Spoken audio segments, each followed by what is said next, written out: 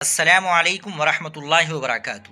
ناظرین کرام، مولانا سید سلمان حسینی ندوی کی وفات پر حضرت مولانا مفتی اشتیاق احمد قاسمی مدرس دارالعلوم دیوبند نے ایک تحریر لکھی۔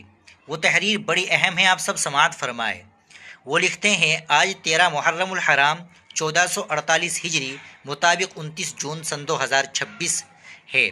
صبح سویرے یہ خبر ملی کہ جناب مولانا سید سلمان حسینی ندوی رحمۃ اللہ علیہ اللہ کو پیارے ہو گئے۔ انا للہ و انا الیہ راجعون۔ موت برحق ہے اور ہر شخص کو ایک نہ ایک دن اللہ رب العالمین کے حضور حاضر ہونا ہے۔ مولانا سید سلمان حسینی ندوی ایک بلند پایہ علمی و دینی شخصیت تھے۔ زبان و بیان میں اپنی مثال آپ تھے، خصوصاً اردو اور عربی زبان پر انہیں غیر معمولی قدرت حاصل تھی۔ انہوں نے تقریباً 30 کتابیں تصنیف فرمائی، جن میں تقریباً 2/3 اردو اور 1/3 عربی زبان ہے۔ آپ دارالعلوم ندوۃ العلماء کے استاذ حدیث رہے۔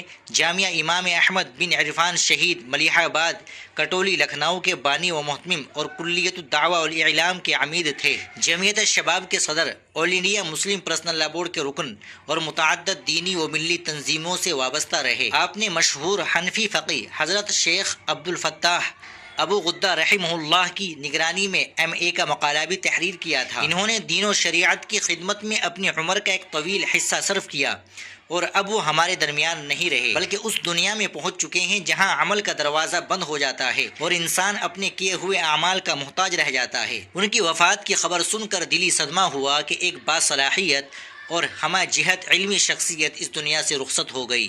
یہ بھی حقیقت ہے کہ اپنی زندگی کے آخری مرحلے میں انہوں نے بعض صحابہ کرام رضی اللہ عنہم کے بارے میں نہایت سخت اور نامناسب باتیں کہی، جنہیں دہرانا مناسب نہیں۔ اس سلسلے میں ان کے خلاف متعدد علمی تحریریں، کتابچے اور فتاوی شائع ہوئے۔ ناچیز نے بھی ایک کتاب پر تقریض لکھتے ہوئے ان کے بعض افکار پر سخت تنقید کی تھی، کیونکہ اس میں مختلف دارالفتاؤں کے فتاوی جمع کیے گئے تھے۔ تاہم چونکہ انہوں نے دین اسلام کی بے لوث خدمت زبان، قلم اور تدریس کے ذریعے کی، بے شمار شاگرد تیار کیے اور علمی سرمایہ چھوڑا، اس لیے انہی حسنات کی برکت سے اللہ تعالیٰ کی رحمت سے امید ہے کہ انہوں نے اپنے آخری ایام میں توبہ کر لی ہوگی۔ آخری مہینوں میں وہ کافی خاموش اور گوشہ نشین رہے، لیکن اس کے بعد انہیں دل کی تکلیف پیش آئی اور غالباً آپریشن وغیرہ کے مراحل سے بھی گزرے۔ اس سال محرم کے آغاز میں بھی ان کی طرف سے کوئی پیغام سامنے نہیں آیا، حالانکہ گزشتہ برسوں میں وہ محرم کے موقع پر اپنے خیالات کا اظہار کرتے رہتے تھے۔ پھر اچانک ان کے انتقال کی خبر آ گئی اور وہ دار فانی سے دار بقا کی طرف کوچ کر گئے۔ اب مناسب یہی ہے کہ ان کے بارے میں اختلافی باتوں کو نہ چھیڑا جائے، اس لیے کہ شریعت میں وفات کے بعد مرحوم کے محاسن کا تذکرہ کرنے اور اس کی برائیوں کو نہ پھیلانے کی تلقین آئی ہے۔ چنانچہ حدیث میں آیا ہے، اپنے مرحومین کی خوبیوں کا ذکر کرو اور ان کی برائیوں سے باز رہو۔ آج مختصر المعانی کا سبق پڑھا کر جب میں باہر نکلا تو ایک طالب علم نے سوال کیا کہ اگر کوئی شخص کسی گمراہ فرقے سے وابستہ ہو گیا ہو تو کیا اس کے لیے دعائے مغفرت کی جا سکتی ہے؟ میں نے جواب دیا کہ اگر اس نے کلمہ طیبہ کا اقرار کر رکھا ہے اور اسلام سے خارج نہیں ہوا تو اس کی وفات پر اس کے لیے مغفرت کی دعا کرنی چاہیے۔ ہم اللہ تعالیٰ کے عاجز بندے ہیں، اگر ہماری دعا کسی مرحوم کے حق میں نافع ہو سکتی ہے تو ہمیں ضرور دعا کرنی چاہیے۔ اب مرحوم نہ توبہ کر سکتا ہے نہ استغفار، اس لیے ہم اللہ تعالیٰ سے ان کے لیے مغفرت اور رحمت کی دعا کرتے ہیں۔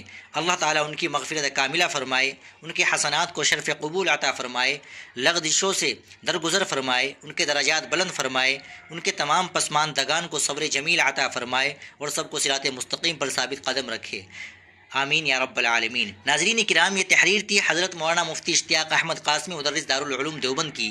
آپ اس تحریر کے متعلق کیا کہیں گے کمنٹ باکس میں ضرور بتائیے گا۔ ویڈیو کو لائک اور شیئر بھی ضرور کر دیجیے گا۔ آپ ہمارے چینل پر نئے ہوں تو چینل کو ضرور سبسکرائب کر لیجیے گا۔ السلام علیکم ورحمۃ اللہ وبرکاتہ۔